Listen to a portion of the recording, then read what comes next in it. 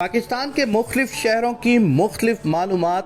اسلام آباد 1959 میں مرکزی دارالحکومت کا علاقہ قرار پایا۔ اس کا نام مذہب اسلام کے نام پر اسلام آباد رکھا گیا۔ راولپنڈی یہ شہر راول قوم کا گھر تھا۔ چودھری جھنڈے خان راول نے 15ویں صدی میں باقاعدہ اس کی بنیاد رکھی۔ کراچی تقریباً 220 سال پہلے یہ ماہی گیروں کی بستی تھی۔ کلاچو نامی بلوچ کے نام پر اس کا نام کلاچی پڑ گیا، پھر آہستہ آہستہ کراچی بن گیا۔ 1925 میں اسے شہر کی حیثیت دی گئی۔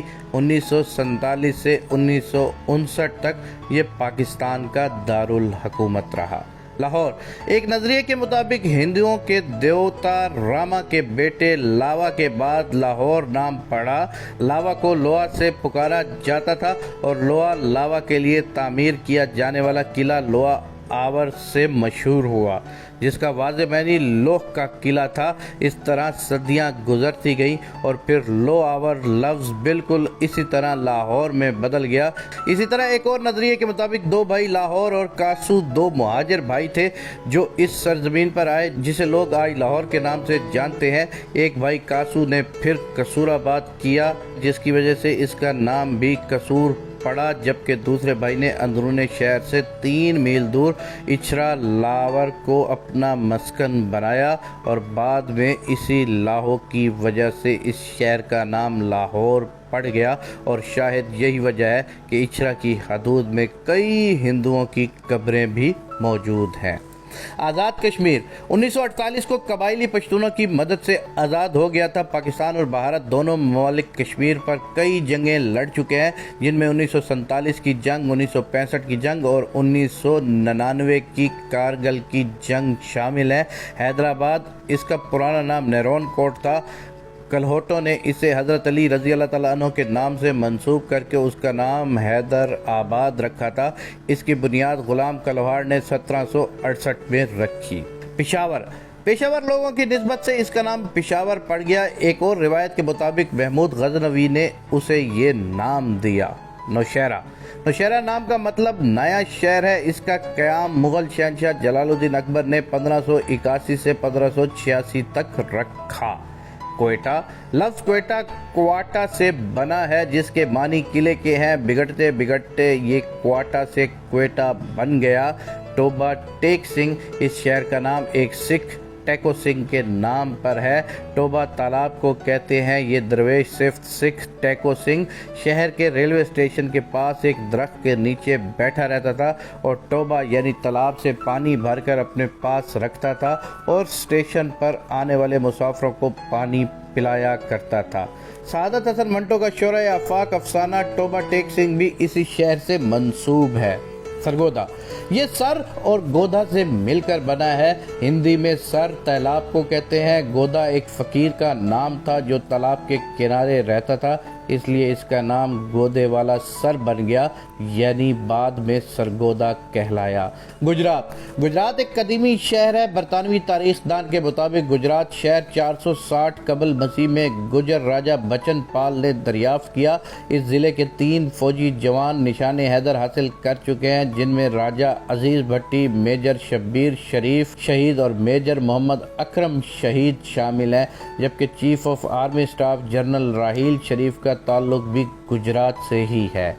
مانسیرا کا نام مغل اعظم کے سپہ سالار راجہ مان سنگھ کے نام پر ہے۔ مانسیرا 2 لفظوں کا مخفف ہے۔ مان راجہ مان سیرا سے مراد سر کا تاج ہے۔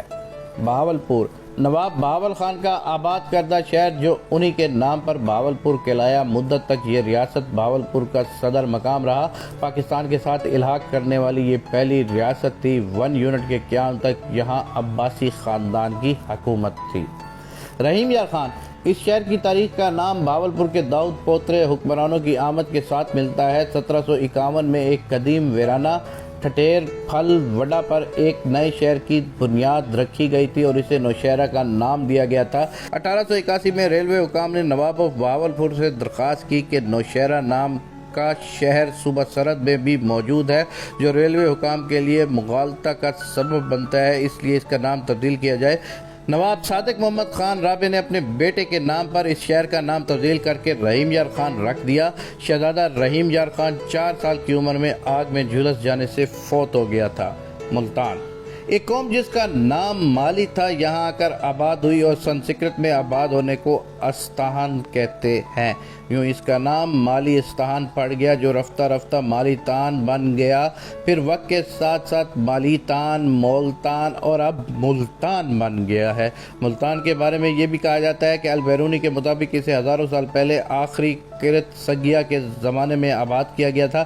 اس کا ابتدائی نام کیسا پور بتایا جاتا ہے، فیصل آباد۔ اسے ایک انگریز سر جیمز لائل گورنر پنجاب نے آباد کیا تھا۔ اسی کے نام پر اس شہر کا نام لائل پور تھا۔ بعد ازاں سعودی فرمانروا شاہ فیصل شہید کے نام پر موسوم کر دیا گیا تھا۔ ساہیوال یہ شہر شاہی قوم کا مسکن تھا، اسی لیے ساہیوال کہلایا ہے۔ انگریز دور میں پنجاب کے انگریز گورنر منٹگمری کے نام پر منٹگمری کہلایا۔ نومبر 1966 میں صدر ایوب خان نے عوام کے مطالبے پر اس شہر کا پرانا نام یعنی ساہیوال بحال کر دیا۔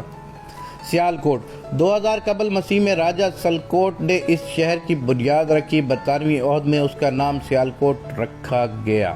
گوجرانوالا ایک جاٹ سہانی خان نے اسے 1365 میں آباد کیا اور اس کا نام خان پور رکھا۔ بعد ازاں امرتسر سے آ کر یہاں آباد ہونے والے گوجروں نے اس کا نام بدل کر گوجرانوالا رکھ دیا۔ سکھر سکھر عربی زبان کے لفظ سکر سے نکلا ہے جس کا مطلب سخت یا شدید کے ہیں۔ 10ویں صدی عیسوی میں عربوں نے سندھ فتح کیا تو سکھر میں انہوں نے شدید گرم اور سرد موسم کا سامنا کیا جس پر اسے سکر کا نام دیا گیا اور یہی لفظ مقامی زبان میں بگڑ کر سکھر بن گیا۔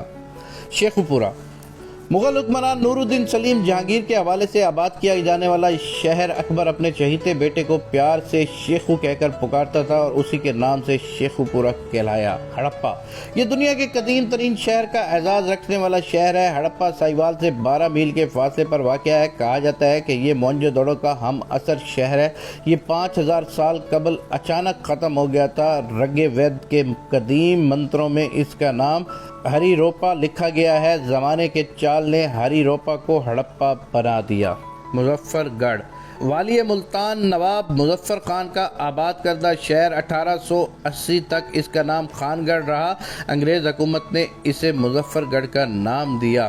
میاں والی ایک صوفی بزرگ میاں علی کے نام سے موسوم شہر ہے۔ میاں والی ایک روایت کے مطابق مغل شہنشاہ اکبر کے دور میں 1584 میں شیخ جلال الدین اپنے بیٹے میاں علی کے ہمراہ تبلیغ و اشاعت دین کی خاطر بغداد سے آئے تھے۔